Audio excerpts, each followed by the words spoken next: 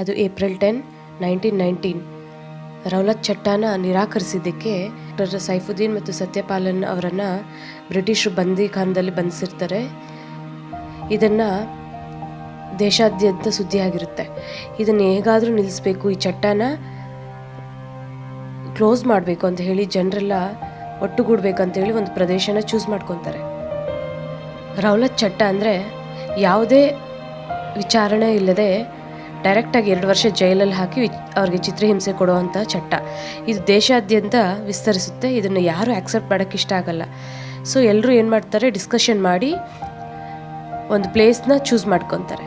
Choose ಮಾಡ್ಕೊಂಡ ನಂತರ ಅಲ್ಲಿ ಇದ್ರ ಬಗ್ಗೆ ಮಾತಾಡೋಣ ಅಂತೇಳಿ ಎಲ್ಲ ಇಂಡಿಯನ್ಸು ಒಟ್ಟುಗೂಡ್ತಾರೆ. ಅದರಲ್ಲಿ ಎಲ್ಲ ಜಾತಿ ಮತ ಪಂಗಡದವರೆಲ್ಲ ಸೇರಿರ್ತಾರೆ. ಆ ಪ್ರದೇಶ ಯಾವುದು ಅಂದರೆ ಜಲಿಯನ್ ವಾಲಾಬಾಗ್. ಅಮೃತ್ಸರ್ ಹತ್ರ ಇರುವ ಒಂದು ಜಲಿಯನ್ ವಾಲಾಬಾಗ್ ಪ್ರದೇಶನ ಚೂಸ್ ಮಾಡ್ಕೊಂಡು ಈ ವಿಷಯ ಜನರಲ್ ರೆಜಿನಾಲ್ಡ್ ಡಯರ್ಗೆ ಗೊತ್ತಾಗುತ್ತೆ. ಹೇಗಾದರೂ ಮಾಡಿ ಇಲ್ಲಿ ಇವ್ರನ್ನೆಲ್ಲ ಕೊಲ್ಲಬೇಕು ಅಂತೇಳಿ ಪ್ಲ್ಯಾನ್ ಮಾಡಿಕೊಂಡು ಅವತ್ತು ಏಪ್ರಿಲ್ 12, 1919 ಮುಂಚಿತವಾಗಿಯೇ ಸೈನಿಕರನ್ನೆಲ್ಲ ಅಲ್ಲಿ ಸೇರಿಸಿರ್ತಾರೆ ಗೊತ್ತಿಲ್ಲದೆ. ಅದು ಜಲಿಯನ್ ವಾಲಾಬಾಗ್ ಒಂದು ದೊಡ್ಡ ತೋಟ ಆಗಿರುತ್ತೆ, ಸುತ್ತು ಗೋಡೆ ಇರುತ್ತೆ, ಓನ್ಲಿ ಒಂದೇ ಒಂದು ಬಾಗಿಲಿರುತ್ತೆ. ಹೋಗಿ ಬರೋದಕ್ಕೆ ಒಂದೇ ಬಾಗಿಲಿರೋದ್ರಿಂದ ಜನರೆಲ್ಲ ಬರ್ತಾರೆ.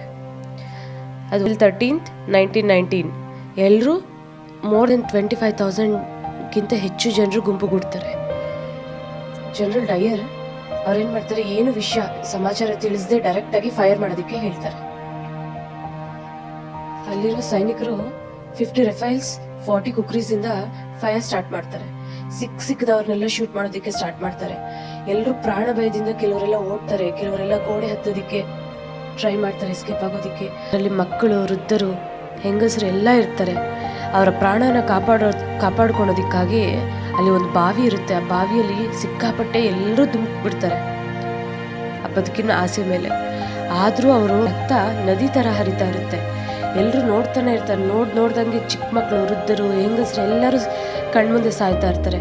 ಬಟ್ ಯಾವುದೇ ದಯ ಇಲ್ಲದೆ ಈ ಜನರಲ್ ಡಯರ್ ಸ್ಟಾಪ್ ಮಾಡಿಸ್ದೆ ಎಲ್ಲರನ್ನ ಶೂಟ್ ಮಾಡೋದಕ್ಕೇ ಹೇಳ್ತಾ ಇರ್ತಾರೆ. 10 ನಿಮಿಷದಲ್ಲಿ ಎಲ್ಲ ಮುಗ್ದು ಹೋಗುತ್ತೆ. ಇದು ಫೈನಲಿ ಕೋರ್ಟ್ ತೀರ್ಮಾನ ಮಾಡುತ್ತೆ 3,075 ಜನ ಸಾವಿಗೀಡಾಗಿದ್ದಾರೆ ಅಂತ. ಬಟ್ ಅಲ್ಲಿ 3,075 ಜನ ಅಲ್ಲ, ಮೋರ್ ದೆನ್ 3,075 ಜನ, ಲೆಕ್ಕನೇ ಇಲ್ಲದಷ್ಟು ಪ್ರಾಣ ಹಾರಿ ಹೋಗಿರುತ್ತೆ. ಬಟ್ ಸುಮ್ಮನೆ ಅದು ಅಷ್ಟೇ ಅಲ್ಲದೆ ಈ ಜನರಲ್ ಡಯರ್ಗೆ ಪ್ರಮೋಷನ್ ಸಹ ಕೊಡ್ತಾರಂತೆ ಆ ಬ್ರಿಟಿಷ್ ಗೌರ್ನಮೆಂಟ್. ಎಷ್ಟೋ ಪ್ರಾಣಗಳನ್ನ ತ್ಯಾಗ ಮಾಡಿರೋಂಥ ವ್ಯಕ್ತಿಗಳಿಗೆ ನಮ್ಮೆಲ್ಲರ ವಂದನೆಗಳು ಯಾವತ್ತಿಗೂ ಅವ್ರಿಗಿರುತ್ತೆ. Thank you so much.